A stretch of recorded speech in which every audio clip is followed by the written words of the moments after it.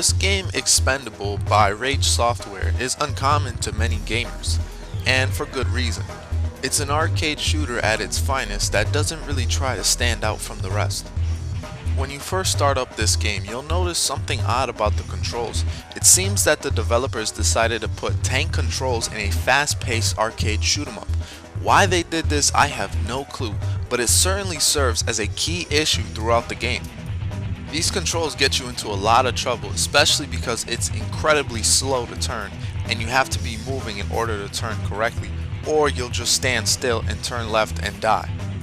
Before I continue talking about the gameplay, I want to say that the graphics, especially for the time, look amazing. The explosions look great and everything else looks pretty fantastic. Now for the selection of guns, they're pretty decent. My favorite one is the spread gun because more ammo you get, the farther the bullet spreads, so you're able to shoot about 7, 9, even 10 bullets at once. Because of the controls and the perspective of the camera, it's very hard to aim your weapons unless you have a laser sight. Unfortunately, the laser sight only lasts for a certain amount of time, and if you die, you pretty much lose it. The number one annoying aspect about this game is when you die, you lose all your weapons. So if you just played the whole match and you couldn't see any health coming your way, which 90% of the time you won't, you'll get up to a point where you will die and you will lose every single gun that you collected, and it becomes extremely hard for no apparent reason. There's some annoying sections like this one where you can't let a box drop over your head or you'll die instantly. It doesn't help that your character is as slow as molasses. Now, as I said before, some of these guns are decent, but a majority of them just suck. I feel like they lacked impact, and even though you're constantly shooting them with your best weapons, the damage is just not that high. And it doesn't help when you just died before because you didn't get health for like 10 minutes and now you're stuck with no weapons.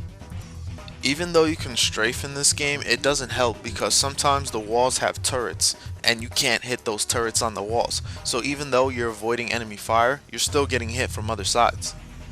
The boss battles in this game, just like everything else, is nothing special.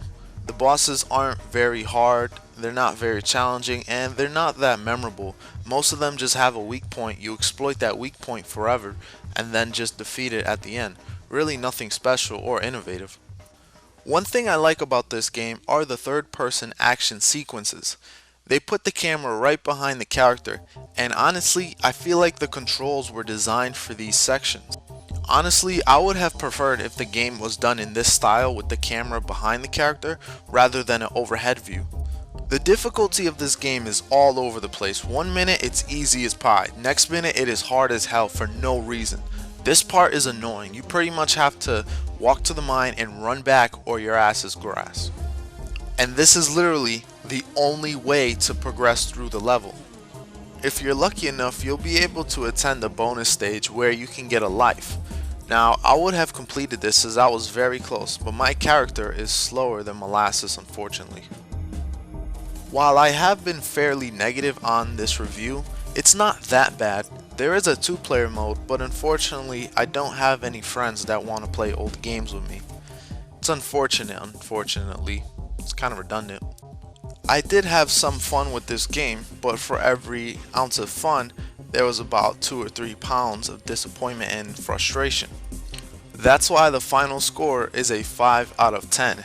It's an average game with average moments and pretty decent graphics for the time and frustrating controls. There's not much that separates this from the crowd besides its crappy controls and looking decent for the time.